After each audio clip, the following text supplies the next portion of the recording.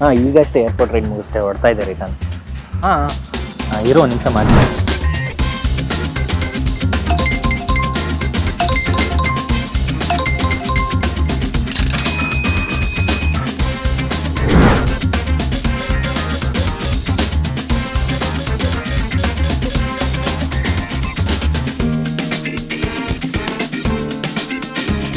ಇರೋ ಒಂದು ನಿಮಿಷ ಮಾಡ್ತೀನಿ. ಸರ್ ಏನು ಹೇಳಿ? ಏನಿಲ್ಲ, ರೈಡ್ ಎಲ್ಲ ಕರೆಕ್ಟಾಗಿ ಆಗ್ತಿದ್ಯಾ, ಎಲ್ಲ ಸುಸೂತ್ರವಾಗಿ ಆಗ್ತಿದ್ಯಾ ಅಂತ ವಿಚಾರಿಸ್ಕೊಂಡು ಹೋಗೋಣ ಅಂತ ಬಂದೆ. ಹಾಂ ಸರ್, ಎಲ್ಲ ರೈಡ್ಸ್ ಎಲ್ಲ ಚೆನ್ನಾಗಿ ಸಿಗ್ತದೆ. ಏರ್ಪೋರ್ಟ್ದು ಒಳ್ಳೊಳ್ಳೆ ರೈಡ್ಸ್ ಬರ್ತಾ ಇದೆ.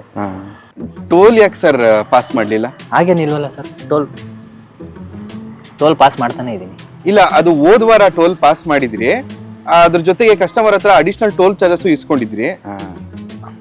ಮತ್ತೆ ಈ ಸಲ ಯಾಕೆ ಸರ್ ಟೋಲ್ ಪಾಸ್ ಆಗ್ಲಿಲ್ಲ? ಅದು ಸರ್ ಈ ಕಡೆ ಎಲ್ಲ ಸ್ವಲ್ಪ ಟ್ರಾಫಿಕ್ ಲೆಸ್ ಆಗಿರುತ್ತೆ, ಸೊ ಬೇಗ ಬಂದು ರೀಚ್ ಆಗ್ಬೋದಲ್ಲ, ಅದಕ್ಕೆ. ಕಸ್ಟಮರ್ ಹತ್ರ ಟೋಲ್ ಚಾರ್ಜಸ್ ಬಿಟ್ಟು ಫೇರ್ ನ ಕಲೆಕ್ಟ್ ಮಾಡ್ಕೊಂಡ್ರ ಸರ್ ರೈಡ್ ನ ಎಂಡ್ ಮಾಡಿ? ಅದು ಸರ್ ಕಸ್ಟಮರ್ ಸ್ವಲ್ಪ ಬಿಸಿ ಇದ್ರು, ಸೊ ಅವರು ಹಂಗೆ ಅರ್ಜೆಂಟಲ್ಲಿ ಹೊರಟ್ಬಿಟ್ರು ಸರ್. ತಪ್ಪಲ್ವಾ ಸರ್? ಅದು ಸರ್ ಒಂದು ಸಣ್ಣ ಪುಟ್ಟ ತಪ್ಪುಗಳು ಆಗ್ತಾ ಇರುತ್ತೆ. ಸಣ್ಣ ಪುಟ್ಟ ತಪ್ಪಾಗುತ್ತೆ ಸರ್, ಅದೇ ರೀತಿ ಮುಂದೆ ಆಗದೆ ಇರಲಿ ಅಂತ ನಾ ಹೇಳ್ತಾ ಇರೋದು.